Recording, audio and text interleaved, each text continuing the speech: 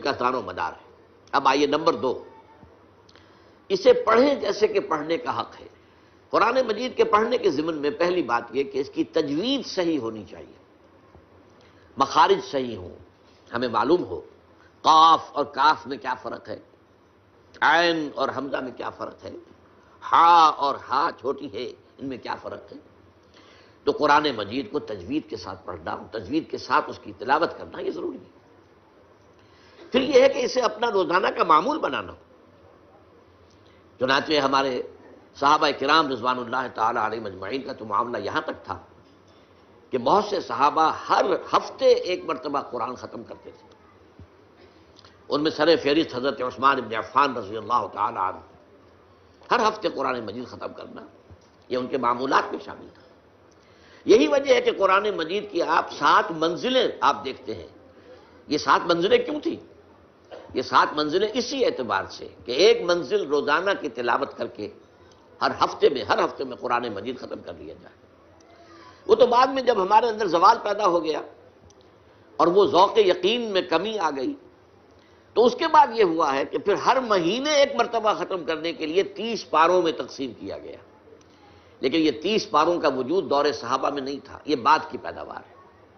دور صحابہ میں جو صورتیں ہیں وہ تھیں، اور صورتیں جو ہے وہ منزلوں میں وہ منقسم تھیں۔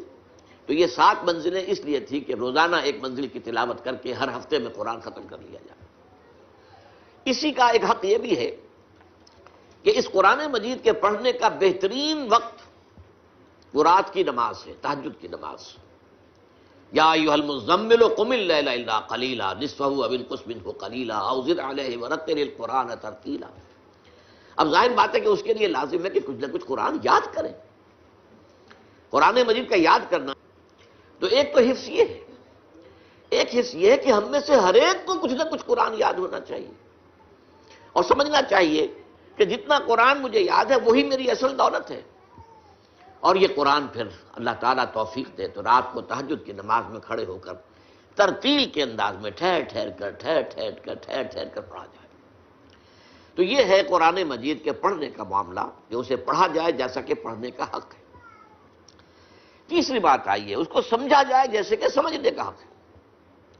اس کے 2 رتبے مرحلے جو بھی آپ کہیں، پہلا ہے جس کو قرآن کہتا ہے تذکر بالقرآن، قرآن سے نصیحت اخذ کر لینا، قرآن جو ہدایت دیتا ہے وہ حاصل کر لینا۔ اس کے لیے قرآن مجید میں سورہ قمر میں 4 مرتبہ فرمایا گیا وَلَقَدْ يَسَّرْنَا الْقُرْآنَ لِلذِّكْرِ فَهَلْ مِن مُدَّكِرٍ۔ یہ نصیحت اخذ کرنے کے لیے، ہدایت اخذ کرنے کے لیے ہم نے قرآن کو آسان بنایا ہے۔ تو ہے کوئی تم میں سے کہ جو اس سے ذکر حاصل کرنا چاہے؟ قرآن اس اعتبار سے دنیا کی آسان ترین کتاب ہے، لیکن ایک شرط ہے، چھوٹی سی شرط، اس کو اس کی اپنی زبان میں پڑھا جائے۔ قرآن مجید نازل ہوا، عربی میں نازل ہوا، اور عرب ہی پہلے مخاطب تھے، لہذا ان کے لیے تو بہت آسان کام تھا۔ حضور کی زبان مبارک سے قرآن ادا ہو رہا ہے اور ان کے قلوب پر اور ان کے اذہان میں اترتا چلا جا رہا ہے۔ انہیں کسی دقت کا سامنا نہیں تھا کہ پہلے وہ عربی سیکھیں، عربی گرامر پڑھیں اور پھر قرآن مجید کو سمجھیں۔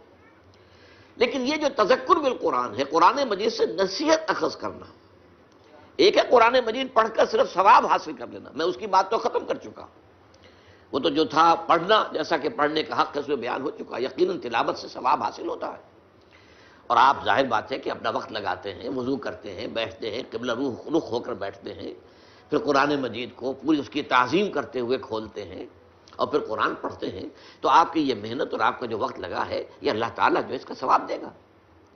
لیکن ایک ہے تذکر بالقرآن، قرآن سے نصیحت اخذ کرنا، ہدایت اخذ کرنا، وہ صرف پڑھنے سے تو حاصل نہیں ہوگی جب تک کہ آپ اسے سمجھیں نا۔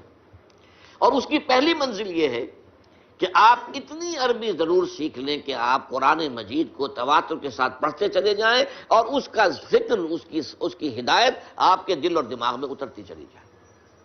اس کے بغیر تذکر حاصل نہیں ہو سکتا۔ ثواب حاصل ہو جائے گا، میں پھر عرض کر رہا ہوں، کہیں میری بات کو آپ غلط سمجھیں۔ کچھ لوگ ہیں جو کہتے ہیں کہ بغیر سمجھے پڑھنے سے کوئی ثواب بھی نہیں ہوتا، نہیں، میں اس کا قائل نہیں ہوں۔ اس کے پڑھنے سے، اس کی تلاوت، محض تلاوت سے بھی ثواب حاصل ہوتا ہے، اگرچہ اس میں ایک نقطہ ہے وہ میں بعد میں عرض کروں گا۔ لیکن یہ ہے کہ اگر آپ کو اس سے کچھ اخذ کرنی ہے، ہدایت اخذ کرنی ہے، نصیحت اخذ کرنی ہے، تو میرے نزدیک میری بات غور سے سن لیجئے، ہر پڑھے لکھے مسلمان کا فرض ہے کہ وہ اتنی عربی سیکھے کہ قرآن مجید کو اپنی آنکھ سے پڑھ سکے۔ ترجمے سے پڑھنے میں وہ تاثیر نہیں ہوتی۔ آپ جو ہے ترجمے سے اگر پڑھیں گے تو گویا کہ آپ مترجم کی آنکھ سے پڑھ رہے ہیں۔ یہ تو اپنی آنکھ سے پڑھنا تو تبھی ہوگا جبکہ آپ عربی زبان سے واقف ہوں اور قرآن کے اور آپ کے درمیان ترجمہ حائل نہ ہو، بلکہ قرآن جسے اقبال کہتا ہے، تیرے ضمیر پہ جب تک نہ ہو نزول کتاب، گرہ کشا ہے نہ رازی نہ صاحب کشاف، براہ راست دل پر نازل ہونا چاہیے، اور اس کے لیے اتنی عربی سیکھنا میرے نزدیک فرض۔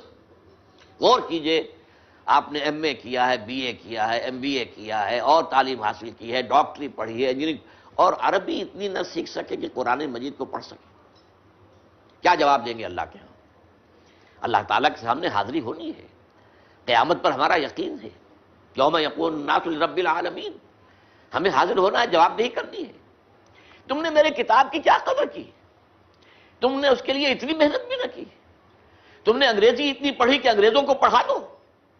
بے شمار ہندوستانی اور پاکستانی مسلمان، آپ کو معلوم ہونا چاہیے، انگلینڈ میں اسکولوں کے اندر پڑھا رہے ہیں، انگریزی پڑھا رہے ہیں، لیکن تم اتنی عربی نہ سیکھ سکے، حالانکہ تمہاری اپنی زبان اردو جو ہے اس کا ایک جملہ آپ نہ بول سکتے ہیں، نہ لکھ سکتے ہیں جس میں عربی کا لفظ نہ آئے۔